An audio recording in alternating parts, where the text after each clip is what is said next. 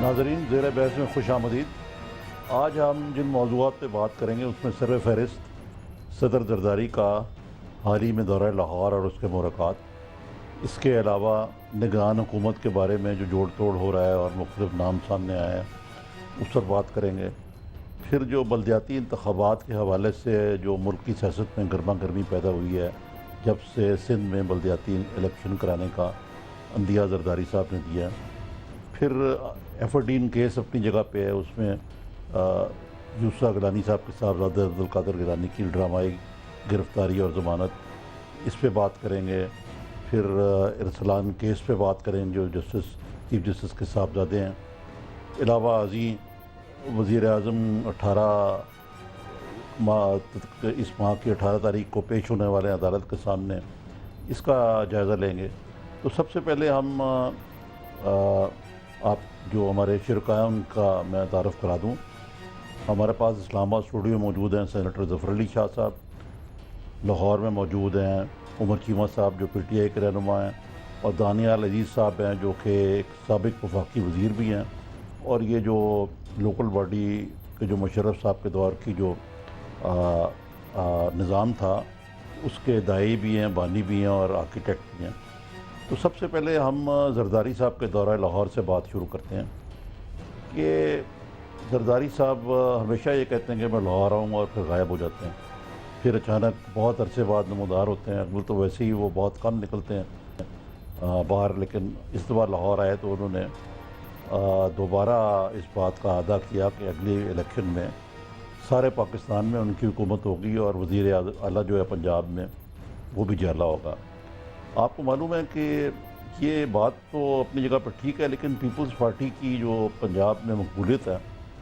وہ اگر آپ اس کو الیکٹرل حوالے سے دیکھیں تو وہ سکڑتی ہی جا رہی ہے۔ یعنی ایک زمانہ تھا کہ ذوالفقار علی بھٹو صاحب کا جو 70s کے الیکشن میں جو انقلاب تھا اس کا سندھ میں تو ان کی بیس تھی، لیکن پنجاب اس کا ایک قسم کا آئی آف دا اسٹارم تھا، پنجاب میں ان کی حکومت تھی۔ لیکن اس کے بعد جب بے نظیر بھٹو صاحبہ واپس آئیں تو پنجاب میں ان کو اکثریت حاصل نہ ہو سکی اور پی ایم ایل این کی حکومت ہوئی۔ لغاری صاحب کو، فاروق لغاری صاحب کو لیڈر آف دی اپوزیشن بنا کے بیٹھا گیا، لیکن وہ ان سے اپوزیشن میں بھی وہ فیڈرل گورنمنٹ میں واپس چلے گئے۔ پھر بے نظیر کے دوسرے دور میں غالباً یہاں پہ پی پی پی کی حکومت بنی منظور وٹو کے سہارے، وہ بھی زیادہ دیر نہیں چلی اور اس کے بعد وہ سروف صاحب آ گئے اور وہ ایک اور صاحب تھے وہ آ گئے۔ تو اگر یہ ساری باتیں دیکھیں تو یہ دعوے جو ہیں نقشر باہ بھی ثابت ہوتے ہیں۔ لیکن جو دوسری بات جو دلچسپ ہے وہ یہ ہے کہ حزب سابق جو کہ 90s کی ایک سیاست تھی، شہباز شریف یا ان کا کوئی نمائندہ زرداری صاحب جو کہ صدر پاکستان ہے، اس کو بلانے کا کیا کہتے ہیں، اس کو ویلکم کرنے کے لیے وہ کوئی بھی نہیں گیا۔ اور زرداری صاحب کہتے ہیں کہ میں یہاں حکومت بناؤں گا۔ جہاں تک شہباز شریف صاحب کا تعلق ہے، وہ انہوں نے یہ جوابی دعویٰ کیا کہ سارے پاکستان میں ان کی حکومت ہوگی۔ اب اس ساری صورتحال میں دیکھیں تو یعنی یہ 80s اور 90s کی سیاست کا کوئی شائبہ ملتا ہے، لیکن بعض لوگ کہتے ہیں کہ یہ اوپر سے یہ جس کو پنجابی میں کہتے ہیں کہ بچوں کھائی جاتے تو رولا پائی جائے، یعنی کہ اندر سے آپ ایک ہیں اوپر سے شور مچا رہے ہیں۔ اور خاص طور پہ پی ٹی آئی بھی جو ہے وہ بھی یہی بات کہتی ہے۔ تو سب سے پہلے میں عمر چیم پوچھتا ہوں کہ آپ اس کو کس طرح دیکھتے ہیں، یہ جو ساری جو پنجاب کی جو صورتحال ہے، کیونکہ عمران خان صاحب جو ہیں وہ اس چیز کے دعوے دار ہیں کہ انہوں نے پنجاب میں ایک سونامی برپا کر دی، بلکہ سارے ملک پہ۔ شکریہ نظامی صاحب، آپ نے بالکل بجا فرمایا، اور ہم آج سے نہیں، ہم تو 1996 سے جب پارٹی کی بنیاد رکھی گئی 25 اپریل 1996 کو، تب سے عمران خان صاحب یہ کہہ رہے ہیں کہ پیپلز پارٹی اور نون لیگ دونوں ایک ہی سکے کے دو رخ ہیں۔ انہوں نے پہلے بھی آپس میں باریاں لگائی ہوئی تھیں، اور پھر آپ نے دیکھا کہ چارٹر آف ڈیموکریسی جب میثاق جمہوریت جب سائن ہوا اس کے تحت ان کا آپس میں جو مکمکا ہوا کہ مل جل کے کھائیں،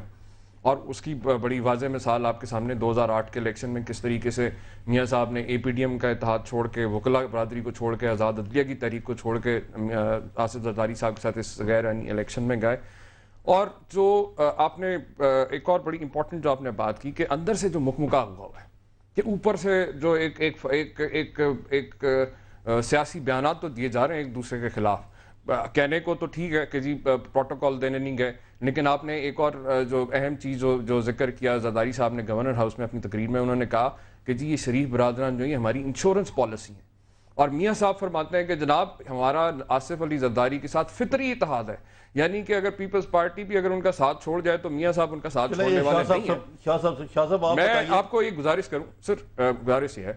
کہ چاہے وہ مرکز کی حکومت ہو چاہے وہ صوبے کی حکومت ہو, اور یہ صوبہ یعنی کہ وہ جو 60% سے زیادہ آبادی پاکستان کی جس پہ ہے, جس کے اندر 3 سال سے زائد عرصہ تک پیپلز پارٹی اور نون لیگ دونوں مل کے حکومت کرتے رہے ہیں پنجاب میں. ان کے وزراء آپس میں ایک ہی کیبنٹ میں اسی جس کی سربراہی شہباز شریف صاحب کرتے رہے اس میں کرتے رہے. لیکن عملی طور کے اوپر اگر آپ دیکھیں کہ عوام کو ریلیف دینے کی حد تک یا ملکی مفاد کی حد تک کسی قسم کی کوئی عملی طور پہ کوئی اقدامات نہیں ہوئے. ہاں البتہ ایک دوسرے کی کرپشن کو سیو کرنے کے لیے جو ہے لاتعداد ایسی مثالیں. یہ تو آپ کا ایک سٹینڈ اپ شاہ صاحب سے پوچھتے ہیں. شاہ صاحب آپ بتائیے اس بارے میں کہ آپ اس کو سمجھتے ہیں کہ واقعی یہ جس طرح زرداری صاحب کو پروٹوکول نہ دینا, اور پھر یہ بھی دوسری طرف سے الزام ہے کہ آپ کی ملی بھگت ہے کرپشن کو چھپانے کے لیے, کہاں تک یہ باتیں جو ہیں آپ ان کو ڈیفینڈ کر سکتے ہیں؟ دیکھیں نظامی صاحب, یہ ملی بھگت کے معاملے میں میں نے جو دلیل دینی تھی آپ نے خود ہی اس کا ذکر کر دیا کہ یہ کبھی ایسا ہوا کہ اگر آپس میں ہاتھ بھی ملائے ہوئے ہوں, ملے ہوئے بھی ہوں, اور پھر ایک شخص صدر پاکستان ہو, اس کی اپنی جماعت ہو, اور پنجاب پاکستان کا سب سے بڑا صوبہ, وہ وہاں پر جائے تو ریسیو کرنے کے لیے کوئی سیکشن افسر بھی نہ آیا ہو, تو کیا اس سے پھر بھی اندازہ لگا رہے ہیں آپ؟ یعنی افسوس کے علاوہ اور کیا انسان کہہ سکتا ہے؟ نہیں لیکن شاہ صاحب یہ کوئی اچھی بات تو نہیں نا کہ آپ نہ ریسیو کریں پریزیڈنٹ نہیں, اچھی بات نہیں, میں بالکل ٹھیک آپ کہہ رہے ہیں, یہ بالکل ٹھیک آپ کہہ رہے ہیں. میں تو یہ کہہ رہا ہوں کہ پچھلی ہسٹری پہ اگر چلے جائیں تو یہ اتنی بڑی متعارف جماعتیں ہیں پاکستان مسلم لیگ اور پاکستان پیپلز پارٹی, کیونکہ پاکستان پیپل پارٹی ذوالفقار علی بھٹو صاحب کے بعد پہلی دفعہ اگر بہت بڑا چیلنج اس کو دیا تو وہ پاکستان مسلم league led by Mian Nawaz Sharif انہوں نے دیا. اور آج یہ اتنی دہائیوں گزرنے کے بعد ایک آپس میں بہت بڑے حریف ہیں, جس کا ذکر چیمہ صاحب نے کیا جس معاہدے کا, اس میں وہ کوئی شک نہیں, یہ معاہدے ہوا کرتے ہیں. ابھی تو ترامیم بھی جو ہیں وہ بھی اکٹھی ہوئی ہیں. اگر یہ بھی کہیں گے جو نیشنل انٹرسٹ پہ باتیں ہوتی ہیں, قطع کلامی معاف ہے. دیکھیں نا اب ایک طرف اسحاق ڈار کمیٹی اور وہ ادھر سے ان کے جو شاہ صاحب ہیں خورشید شاہ, آپ بیٹھے گپ شپ بھی کر رہے ہیں, بات چیت بھی کر رہے ہیں کہ جی انٹرم یا کیئر ٹیکر گورنمنٹ کا سیٹ اپ کیا ہونا چاہیے, حالانکہ ابھی دور دور الیکشن کا شائبہ ہی نہیں ہے. پہلے آپ کہتے تھے الیکشن فوراً کرائیں, اب آپ نام ہی نہیں لے رہے اس کا. نہیں, اب بھی نظامی صاحب اتنی سختی سے آج بھی کہہ رہے ہیں, اور آپ جو ان کا مل کر اگر کیئر ٹیکر پر بات کرنا ہے تو یہ تو نظامی صاحب کانسٹیٹیوشنل پروویژن ہے, یہ تو کانسٹیٹیوشن پر عمل درآمد کرانے کے لیے یہ تو بیٹھنا پڑے گا دونوں پارٹیوں کے لیے, ایک کے لیڈر آف دی ہاؤس کو, دوسرے کے لیڈر آف دی اپوزیشن کو. اس پہ تو کوئی گلہ شکوہ نہیں بنتا, یہ تو ایک آئینی راستہ ہے اور آئینی پروویژن ہے جو کہ ہر صورت میں دونوں پارٹیوں کو اس پر, بلکہ ہم تو اس سے آگے چلے گئے ہیں کہ دیگر سیاسی جماعتوں سے بھی جو ہے وہ مشاورت کر رہے ہیں کہ کیئر ٹیکر جو ہے پرائم منسٹر وہ کون ہونا چاہیے, تبھی جا کر فری فیئر الیکشن ہو سکتے ہیں. اور اب ترمیم کے بعد یہ ایک کانسٹیٹیوشنل پروویژن, آپ نے ایئرپورٹ والی بات کی ہے, یہ دانیال صاحب کچھ تبصرہ کرنا چاہتے ہیں. یہ جو آپ نے ایئرپورٹ والی بات کی ہے, اس سے مجھے ایک شعر یاد آ رہا ہے کہ ایک بار وعدہ کر کے نہ آئے تو کیا ہوا, 100 بار آ چکے ہیں وہ وعدہ کیے بغیر. تو یہ چارٹر آف ڈیموکریسی سے لے کر یہ ایک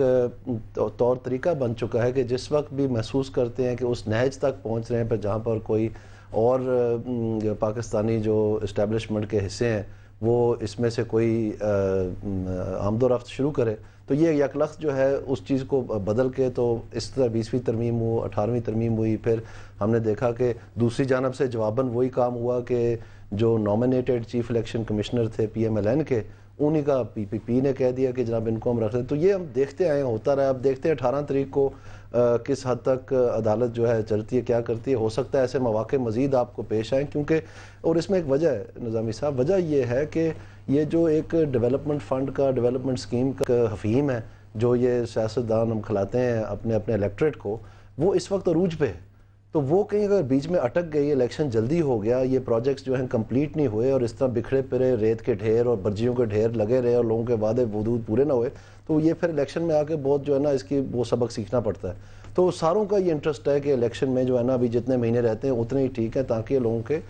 مسئلے مسائل جو وعدے ودود کیے ہوئے تھے جس حد تک ممکن ہے اس کو یہ پورا کر لے. اس لیے میرا نہیں خیال کہ کسی نے بھی الیکشن پہلے کروانا ٹائم سے. تو ناظرین، آپ نے سنا یہ کہ ایک طرف تو زرداری صاحب کو ریسیو کرنے میں تردد ہے، دوسری طرف مذاکرات بھی چل رہے ہیں، اور شاہ صاحب نے یہ درست فرمایا کہ جب یہ جمہوریت کا خاصہ ہے اور کانسٹیٹیوشنل ریکوائرمنٹ ہے کہ ایک دوسرے کے ساتھ بات چیت کر کے معاملات کو آگے بڑھائیں، تو پھر یہ تردد کس چیز کا کہ شہباز شریف صاحب کہتے ہیں کہ ہم ان کو گلیوں میں گھسیٹیں گے التحریر اسکوائر کی طرح، اور پی پی پی کی طرف سے بڑی تند و تیز تنقید ہوتی ہے. تو اپوزیشن تو اپنی جگہ پہ، لیکن دوسری طرف پی ٹی آئی جو ہے وہ جیسے کہ چیمہ صاحب نے کہا یہ ساری فرینڈلی اپوزیشن ہے، اور اصل اپوزیشن تو جو ہے وہ پی ٹی آئی دے گی. اور ایسے لگتا ہے کہ پی ٹی آئی کا خیال ہے کہ یہ دونوں حضرات جو ہیں پی ٹی آئی سے خائف ہیں، اور میلا بالآخر الیکشن میں پی ٹی آئی لوٹ کے لے جائے گی. تو اب ہم اس کے بریک پہ چلتے ہیں، اور بریک کے بعد ہم اپنے پارٹیسپینٹ سے پوچھیں گے کہ یہ جو نگران حکومت پہ جو بحث و تمیز چل رہی ہے یہ اونٹ کس کروٹ بیٹھے گا. تو ناظرین، اس پہ بریک کے بعد آپ سے گفتگو ہوگی.